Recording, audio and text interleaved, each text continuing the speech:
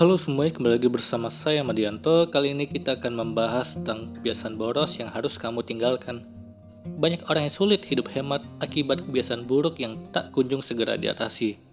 Apakah saat ini kamu mengalami pengeluaran lebih besar ketimbang pendapatan? Coba perhatikan, pos-pos mana saja yang paling banyak menguras biaya sebagai dampak negatif dari hidup boros tanpa perhitungan. Demi menekan pengeluaran bulanan dan memperoleh banyak uang sisa untuk menabung dan berinvestasi, setidaknya kenali kebiasaan boros yang harus ditinggalkan berikut ini. Yang pertama, boros listrik dan air. Menekan biaya pengeluaran bulanan dimulai dari menghilangkan kebiasaan buruk selama di rumah. Matikan perangkat elektronik ketika tidak lagi dipakai, seperti AC dan TV. Begitu pula matikan lampu di siang hari atau saat rumah kosong. Jangan remehkan biaya listrik karena sudah beberapa kali PLN menaikkan tarif yang semakin membebani. Dan ingat, saat ini semakin banyak perangkat elektronik yang memberikan kemudahan dan kenyamanan membutuhkan konsumsi daya listrik yang besar. Mulai terapkan moto hemat energi, hemat listrik di rumah. Selain mematikan lampu di siang hari, pertimbangkan untuk mengganti lampu lama dengan jenis LED yang terbukti jauh lebih rendah konsumsi listrik. Kalau ingin beli peralatan elektronik baru, pilih yang tidak boros energi listrik. Selain hemat listrik, perhatikan juga pemakaian air. Jangan biarkan keran air terus terbuka selama berjam-jam. Meskipun sepele, pos listrik dan air sangat membebani kalau pemakaian tidak terkendali. Kedua, boros bensin. Pergi jalan-jalan naik sepeda motor atau mobil memang seru dan menyenangkan. Boleh saja menikmati petualangan berkendara, asalkan seminggu sekali sudah lebih dari cukup. Meski harga per liter BBM di Indonesia tidak semahal luar negeri, pemakaian tidak terkendali justru bisa berakhir dengan pemborosan. Banyak cara menekan pengeluaran BBM, entah itu berkendara sesuai tujuan, naik motor ketimbang mobil, ataupun beralih naik sepeda dan jalan kaki. Ketiga, gaya hidup online. Seiring kemajuan teknologi internet, semakin banyak orang mengikuti tren gaya hidup online. Mencari hiburan semakin mudah dan menyenangkan.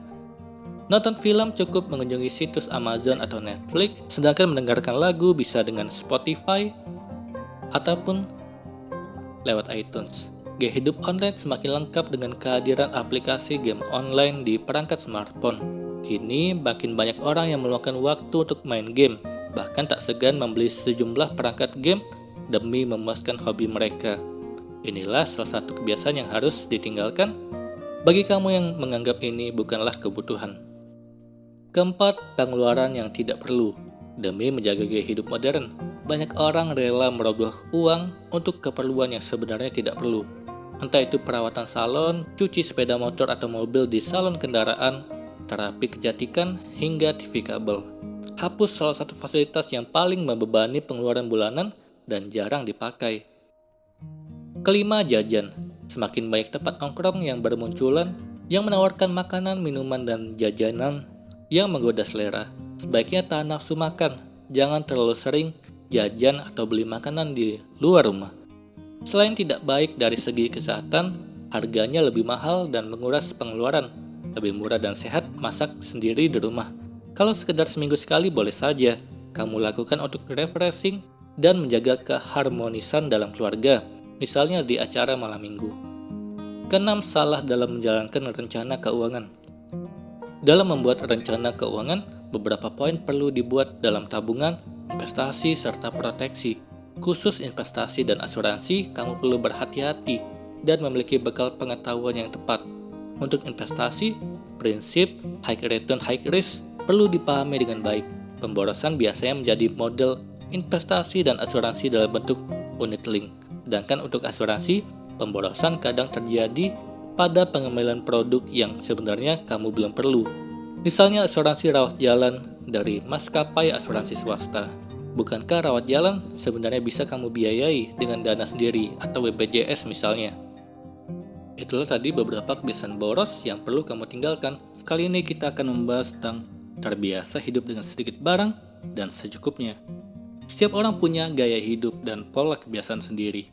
Kita tak bisa menghakimi pilihan hidup masing-masing orang. Sebab kita pun pasti punya pertimbangan tersendiri dalam memilih gaya hidup yang kita jalani saat ini. Selain itu, tingkat kenyamanan dan prioritas setiap orang pun tidak sama. Kali ini akan kita bahas keuntungan yang bisa didapat ketika hidup dengan sedikit barang bagi yang terbiasa hidup dengan lebih memperhatikan kebutuhan dan fungsionalitas barang. Ada sejumlah karakter positif yang bisa dimiliki. Setidaknya ada 5 kelebihan yang dimiliki oleh seseorang yang terbiasa hidup secukupnya. Yang pertama, punya kemampuan mengelola waktu yang lebih baik. Dikutip dari buku Seni Hidup Minimalis, ketika kita merasa tidak punya waktu, mungkin barang kitalah penyebabnya. Punya terlalu banyak barang di rumah, kita akan membutuhkan waktu yang lebih banyak untuk membersihkan dan merawatnya. Memiliki berbagai benda yang sifatnya dekoratif, kita perlu senantiasa berhati-hati agar tidak merusaknya, sehingga perlu meluangkan waktu yang khusus untuk selalu menata ulangnya kembali. Berbeda kalau kita punya barang secukupnya, kita bisa lebih menghemat waktu yang dapat dialokasikan untuk hal-hal yang lebih penting daripada sekedar kebingungan harus memberi perawatan ekstra untuk barang-barang yang kurang penting. Kedua, tidak mudah stres.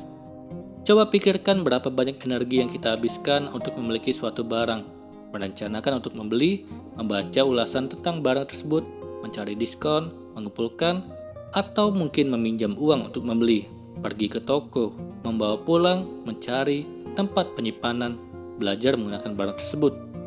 Dengan kata lain, semakin banyak barang yang kita punya, semakin rentan kita mengalami stres. Sedangkan dengan memiliki barang secukupnya, yang sesuai kebutuhan, kita tidak akan mudah mengalami stres. Ketiga, lebih terbuka dengan pengalaman baru. Misalnya kamu berencana berlibur ke suatu tempat. Saat berpergian, kamu membawa barang secukupnya saja. Kamu tidak akan merasa terikat dengan barang, sehingga bisa berjalan-jalan dengan hati yang lebih tenang, bisa lebih terbuka mencoba dan menikmati ragam pengalaman baru, tidak terlalu terikat dengan terlalu banyak barang, sehingga bisa lebih merdeka untuk mencoba berbagai pengalaman baru. Keempat, mudah menciptakan kebahagiaan sendiri. Kebahagiaanmu adalah tanggung jawabmu. Bahkan dengan hal-hal secukupnya yang kamu punya, kamu lebih mudah bahagia dengan hal-hal sederhana. Secara umum ada 3 kategori barang, yaitu barang fungsional, barang dekoratif, dan barang emosional. Selama kamu bisa mencukupi kebutuhan barang-barang itu tanpa berlebihan, maka kamu bisa lebih mudah menemukan kebahagiaanmu sendiri tanpa harus terlalu terikat dengan benda atau barang. Kelima, tidak gampang iri. Saat melihat gaya hidup orang lain yang begitu glamor atau mewah, kamu cukup menghormati pilihan hidupnya, tidak menghakimi, juga tidak mudah iri. Dengan gaya hidupmu sendiri yang secukupnya, kamu sudah bisa bahagia dan menikmati hidupmu dengan nyaman. Selama kamu nyaman dengan segalanya yang serba cukup, kamu tidak akan gampang iri dengan kehidupan atau kepemilikan orang lain. Itulah tadi pentingnya terbiasa hidup dengan sedikit barang dan benda secukupnya. Semoga ini bermanfaat. Sekian dan terima kasih.